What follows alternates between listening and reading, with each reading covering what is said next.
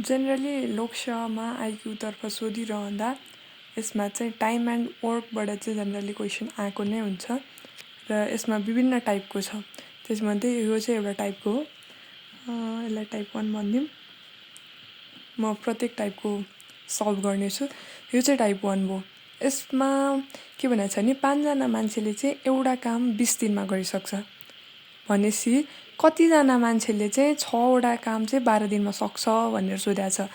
Generally यो time and वर्कको क्वेसनहरू गरिरहँदाखेरि चाहिँ एउटा कुरा के बुझ्नुपर्छ भन्दाखेरि यसमा सधैँ नै के दिइरहेको हुन्छ नि मान्छेको बारेमा दिइरहेको हुन्छ। मान्छे क्वेसनमा 3टा कुरा हुन्छ। जेनरली 3टा।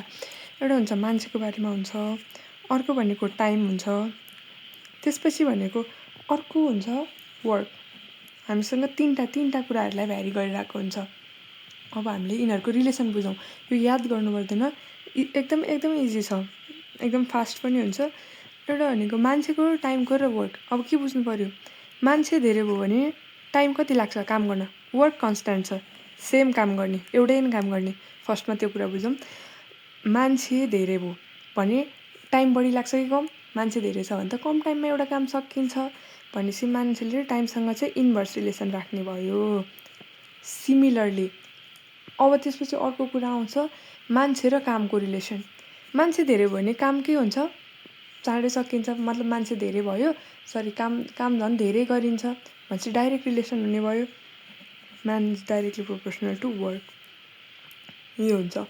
अब भनेपछि हामीले के लेख्न सकियो भन्दाखेरि मान्छे time divide by work equals to constant. यो रिलेसनबाट त यही कुरा आयो भनेपछि अब हामीले यसलाई नै प्रयोग गरेर यसलाई इजिली एकैछिनमा निकाल्न सकिन्छ। अब भनेपछि माथिको क्वेसन अनुसार M1 T1 by work 1 equals to यो 2टा कन्डिसन भयो भएर मैले यसलाई क्लियरली बुझाउनलाई W2 भनेपछि हाम्रो माथि के दिएको छ, 5 जना मान्छेले एउटा काम 20 दिनमा सक्छ। मान्छे कति छ, 5 जना।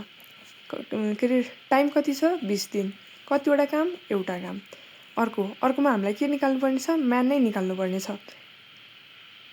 अनि त्यसपछि हामीलाई के दिएको छ भन्दाखेरि टाइम दिएको छ।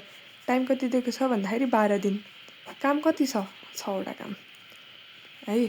अब यति भएपछि त हामीले यहाँबाट म्यान निकाल्न सकियो। हामीले जेनरली काट्दिने 6 दुना 12 अनि यो 2ले यता काट्न सकिन्छ। 10 20 भनेपछि 5 10 50। हाम्रो मान्छे चाहिँ कति आयो, 50 जना। यसरी इजिली निकाल्न सकिन्छ। यो एउटा टाइपको क्वेसन भयो।